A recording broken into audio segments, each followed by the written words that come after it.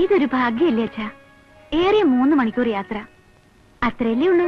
യാത്രയുടെ അല്ല, ഒറ്റയ്ക്ക് നീ അവിടെ. അച്ഛൻ സമാധാനിക്കുക.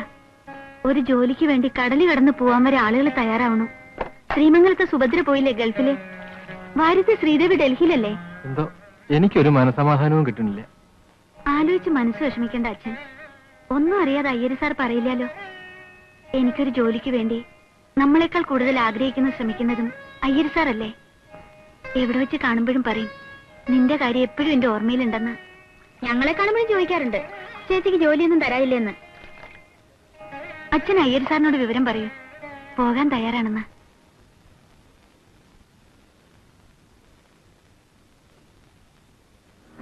ശേഖരൻ എന്റെ ഒരു സ്റ്റുഡന്റ് മാത്രമല്ല, ഒരു ഫ്രണ്ടും കൂടിയാ. കേട്ടിട്ടുണ്ടാവും, വലിയ സാഹിത്യകാരനാ. ഇടയ്ക്ക് പത്രങ്ങളിലൂടെ ചില ഒച്ചപ്പാടുകളൊക്കെ ഉണ്ടാക്കാറുണ്ട്. പുള്ളിക്കാരൻ കോളേജ് ഉദ്യോഗം രാജിവെച്ചു കേട്ടു. ആളൊരു പ്രത്യേക ടൈപ്പാ. അവന് ശരിയല്ലാന്ന് തോന്നുന്നത് മുഖത്ത് നോക്കി പറയാൻ ഒട്ടും മടിക്കില്ല. അതാരായാലും ശരി.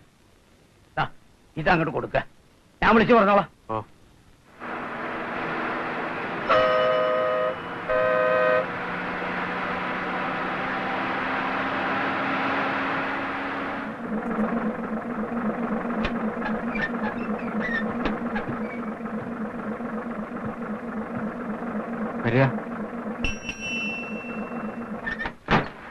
ഈ ശേഖരൻ മാഷിന്റെ വീട് എവിടെയാ? ആ കാണുന്ന പഠിപ്പുരയുള്ള വീടാ.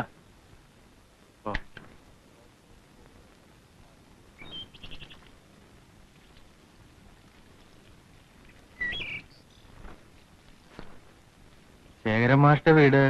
അതെ, ഇത് തന്നെയാ. എവിടെന്നാ? പാലക്കാട് നിന്ന് വരിക. എന്താ അഭിഷേകിച്ച? മാഷൊന്ന് കാണണമായിരുന്നു. ഓഹോ, മാഷയെ പരിചയമുണ്ടോ? ഒരിക്കല് ഞങ്ങളുടെ നാട്ടിലൊരു മീറ്റിംഗിൽ പ്രസംഗിക്കുന്നത് കണ്ടിട്ടുണ്ട്. അത്രയ്ക്കൊക്കെ പരിചയമുണ്ടോ അല്ലേ? വരിക വരിക. മാഷിന്റെ ആരാണാവോ? ജ്യേഷ്ഠനോ കൂട്ടുകാരനോ അമ്മാമനോ വേലക്കാരനോ എങ്ങനെ വേണമെങ്കിലും കൂട്ടാം. അതിന് പ്രത്യേകിച്ചൊരു വകുപ്പൊന്നും സ്ഥിരപ്പെടുത്തിയിട്ടില്ല. വരിക വരിക വരിക. അതെ, നമ്മുടെ ആ പുസ്തകം ഔട്ട് ഓഫ് പ്രിന്റ് ആണെന്ന് അറിഞ്ഞു. പക്ഷെ കഴിഞ്ഞ പതിപ്പിന്റെ റോയൽറ്റി ഇതുവരെ എത്തിയിട്ടില്ല. വേണ്ട വേണ്ട, വേലയൊന്നും എന്റെ അടുത്ത് എടുക്കല്ലേ. തൽക്കാലം ഞാൻ പേന താഴ്ത്തി വെച്ചിട്ട് കുറുവടി എടുക്കുമെന്ന് വക്കച്ചനോടൊന്ന് പറഞ്ഞേര് കേട്ടോ. ആ, എന്താണോ? ഒന്നുമില്ല, പാലക്കാട്ടും ഒരു സ്ത്രീ കാണാൻ എത്തിയിരിക്കുന്നു. എന്നെ? പാലക്കാടുന്നോ? ആ, കൂടെ ഒരു വയസ്സിനുണ്ട്.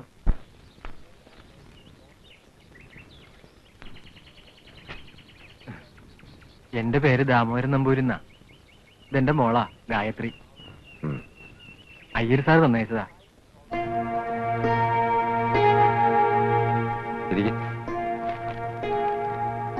ഇരിക്കൂ.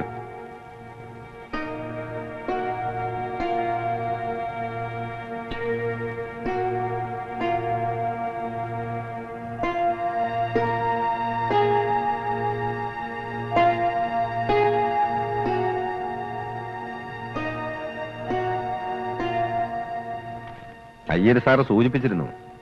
പക്ഷേ അത് ഇങ്ങനൊരാളാവും തീരെ പ്രതീക്ഷിച്ചില്ല. എന്തേ അറബി ഭാഷയോട് ഇത്രയ്ക്ക് താല്പര്യം തോന്നാൻ? ജോലി കിട്ടാൻ എളുപ്പമുണ്ടെന്ന് പറഞ്ഞത് കേട്ടാ തുടങ്ങിയത്. പിന്നെ പഠിക്കാൻ തുടങ്ങിയപ്പോ ഒരു ഹരായി. പാസ്സാകാനുള്ള മാത്രമല്ല, കിട്ടാവുന്നൊക്കെ വായിക്കാൻ തുടങ്ങി. സത്യം പറഞ്ഞാ ഞാൻ ഇപ്പോഴും പഠിച്ചോണ്ടിരിക്കുക. കുട്ടിയുടെ നിർബന്ധമായിരുന്നു. അവക്കാര്യത്തിന് മുറുമുറുപ്പൊക്കെ ഉണ്ടാക്കി. പിന്നെ വിദ്യയല്ലേ സരസ്വതിയല്ലേ വെച്ചിട്ട് ഞാൻ തടഞ്ഞില്ല. അങ്ങനെ ഒരു വേക്കൻസി ഉണ്ടായിരുന്നു. പക്ഷെ ആളെ വെച്ചോ ഇല്ലയോ എന്ന് കൃത്യമായിട്ട് എനിക്കിപ്പോ അറിയില്ല.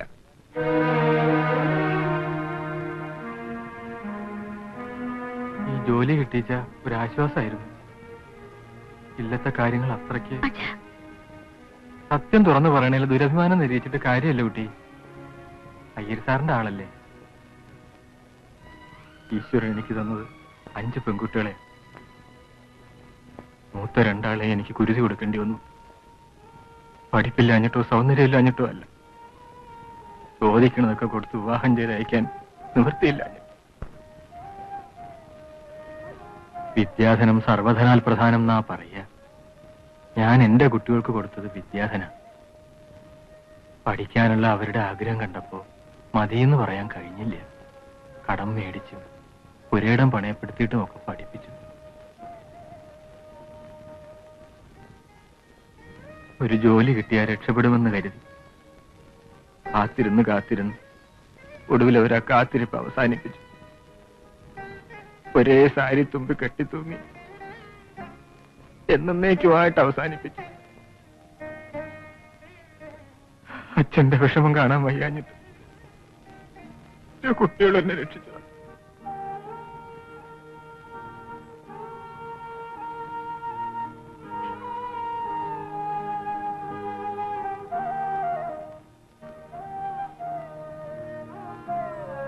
ഏതായാലും നമുക്ക് ഹാജിയാരെ ഒന്ന് കാണാം.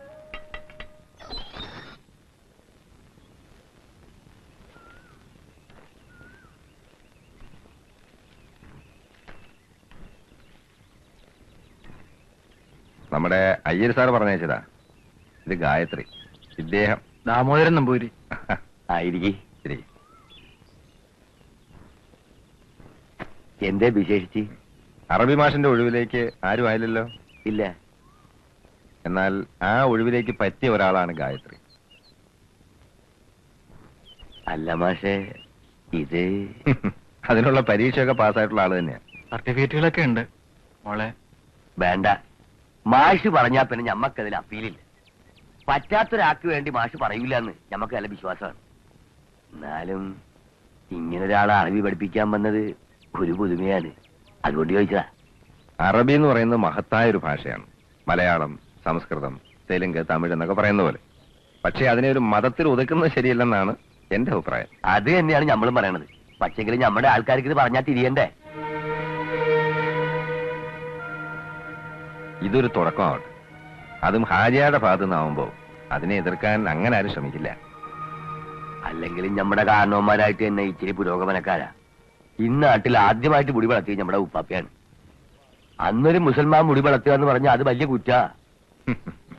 എന്തായാലും മാഷി പറഞ്ഞ പോലെ ഇതൊരു തുടക്കാട്ടെ. എന്നാ നിങ്ങൾ നാളെ തന്നെ വന്നോളി. പുണ്യുണ്ടാവും. ഒന്നും തരാനില്ല.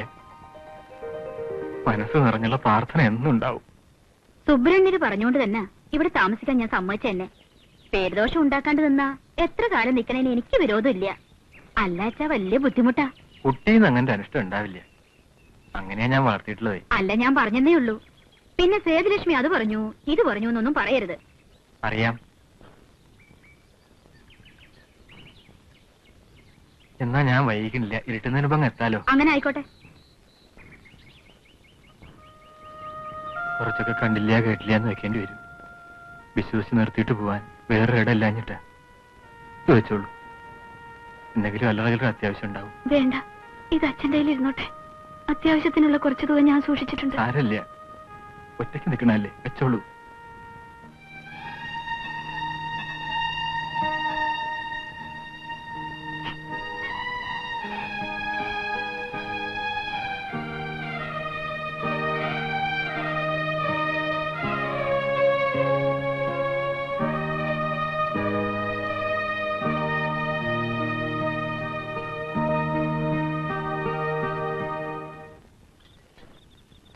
കുറുപ്പമ്മാമന്റെ തങ്ക കുട്ടിയല്ലേ, വേഗം ഊണ് കഴിച്ചു. എനിക്ക് വേണ്ട, ഞാൻ കഴിക്കൂല. വെറുതെ വാശി പിടിക്കല്ലേ മോളെ.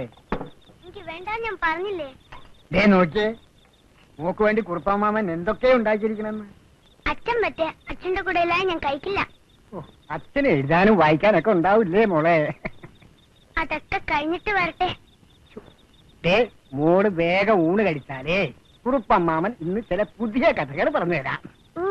പുതിയ കഥ എന്ന് പറഞ്ഞിട്ട് എന്നും പറയും ഒരു പഴയ കഥ തന്നെ. എന്നും ഉണ്ട് ഒരു വെളിച്ചപ്പാടിന്റെ കഥ. കേട്ടാ പേടിയോ പിന്നെ ഉറക്കവും വരില്ല. ഈ കുറുപ്പമ്മാമൻ നിന്റെ അച്ഛനെ പോലൊന്നും അല്ല. അയ്യയ്യോ, വായിച്ചു കൂട്ടിയതിനൊരു കയ്യും കിടക്കില്ല. ഭാരതം, ഭാഗവതം, തവളപ്പാറക്കൊമ്പൻ, ആധ്യാത്മരാമായണം, കിളിപ്പാട്ട്, കല്യാണിക്കുട്ടിയുടെ കടുങ്കൈ, അമ്പലക്കുന്ന രക്ഷി. മതി മതി മതി. ഇത്ര കൂടുതൽ വായിച്ചു കൂട്ടിയിട്ടായിരിക്കും ഈ പരുവായി പോയത്.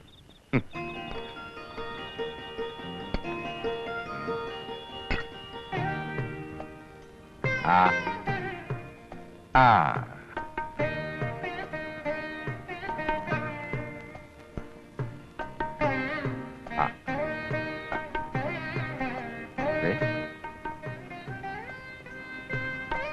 ലാലിച്ച് ലാലിച്ച് വഷളാക്കി. ഒന്നിനോളം പോകുന്ന കുട്ടിക്ക് ഉരുള ഉരുട്ടി വായിൽ കൊടുക്കേ. വായില് പല്ലില്ലാത്തവർക്ക് ഉരുളുകൂട്ടി കൊടുത്ത സന്തോഷം ഇല്ലേ അച്ഛാ? പറയുമ്പോ ഞാൻ തുറന്നു പറയും. ഇഷ്ടമില്ല അച്ഛാ, വേണ്ട. മതി കൊഞ്ചിച്ചത്. കെട്ടിച്ചു കൊടുക്കാനുള്ള പ്രായമായി. നമുക്ക് ഈ കുറുപ്പമ്മാവനൊന്ന് കെട്ടിച്ചയക്കണം അല്ലേ? പ്രായം നല്ലോണമായി. അതേ, അച്ഛനിന്ന് ഒത്തിരി എഴുതാനുണ്ട്. മോൾ ഇന്ന് രാത്രി എവിടാ കിടക്കുന്നേ? കുറുപ്പമ്മാവന്റെ അടുത്തോ അതോ അച്ഛന്റെ അടുത്തോ? വേണ്ട വേണ്ട വേണ്ട. വെളിച്ചപ്പാട് ചത്തിട്ട് മതി എന്റെ അടുത്ത് കിടന്നുറങ്ങി. അത് വരെ അച്ഛന്റെ അടുത്ത് എന്നെ കിടന്നുറങ്ങിയാൽ മതി. കുട്ടികൾക്ക് ഉറക്കം വരില്ല നേരത്തിൽ വെളിച്ചപ്പാടിന് കൊല്ലാൻ പറ്റുമോ?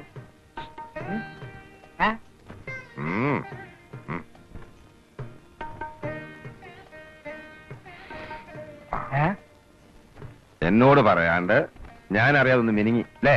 മിനിങ്ങേ? ഞാനോ? എന്റെ മുഖത്ത് നോക്കി സത്യം ചെയ്യേ ഇല്ലെന്ന്.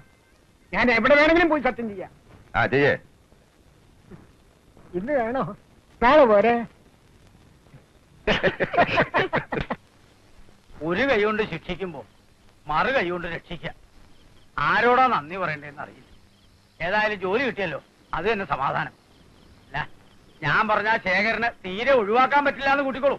അങ്ങനെ ഒരാളവിടെ ഉണ്ടായത് തന്നെ ഭാഗ്യായി. പക്ഷേ അവന്റെ കാര്യത്തില് ആ ഭാഗ്യം ഇത്തിരി കുറവാ. ആ, എല്ലാം തികച്ച് ദൈവം ആർക്കും ഒന്നും കൊടുക്കില്ലല്ലോ. അവന്റെ ഭാര്യയുടെ കാര്യമാ. നല്ല തങ്കപ്പെട്ട കുട്ടിയായിരുന്നു. പക്ഷെ പറഞ്ഞിട്ടെന്താ കാര്യം? ആയുസ് തീരുമാനിക്കുന്നത് നമ്മളല്ലല്ലോ. ഒരു മകളുണ്ട്. ഞാൻ കാണുമ്പോഴൊക്കെ ഉപദേശിക്കും, ആ കുട്ടിയുടെ ഭാവി ഓർത്തെങ്കിലും ഒരു കല്യാണം കൂടി കഴിക്കാൻ. കേക്കണ്ടേ? എന്നാ ഞാൻ ഇറങ്ങട്ടെ. നല്ലോണം പഠിക്കണം കേട്ടോ.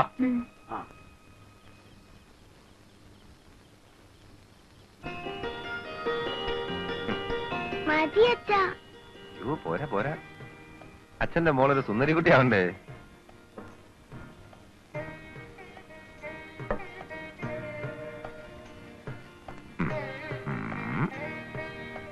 അയ്യോ, അച്ഛൻ മറന്നല്ലോ.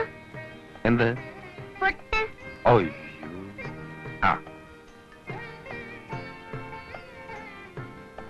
ആ, അല്ല, ഇവിടെ പുറപ്പാടും മേളപ്പതൊന്നും ആയിട്ടില്ലേ? എന്താണോ അങ്ങോട്ടും ഇങ്ങോട്ടും പൊട്ടുകുത്തിയിരിക്കുക? കുറുപ്പമ്മന്റെ കൂടെ ഞാൻ സ്കൂളിൽ പോവില്ല. ഇവിടുന്ന് സ്കൂളിൽ എത്തുന്നവരെ വഴി കാണുന്നവരൊക്കെ വർത്താനം പറഞ്ഞിട്ട് നിൽക്കും. മോള് എന്നും ക്ലാസ്സിൽ എത്താൻ വൈകും. ആഹാ, അതാണ് പരിപാടി അല്ലേ?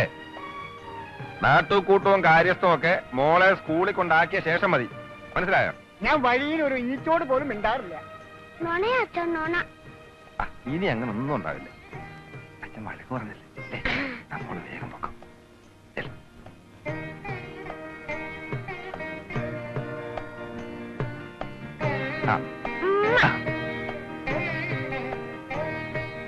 പെൺകുട്ടികൾക്ക് വാശി ഉണ്ടെന്ന് കേട്ടിട്ടുണ്ട്. പക്ഷെ വാശിക്ക് വേണ്ടി ഒരു പെൺകുട്ടി ഉണ്ടാവുന്നത് ആദ്യമായിട്ട് കാണും.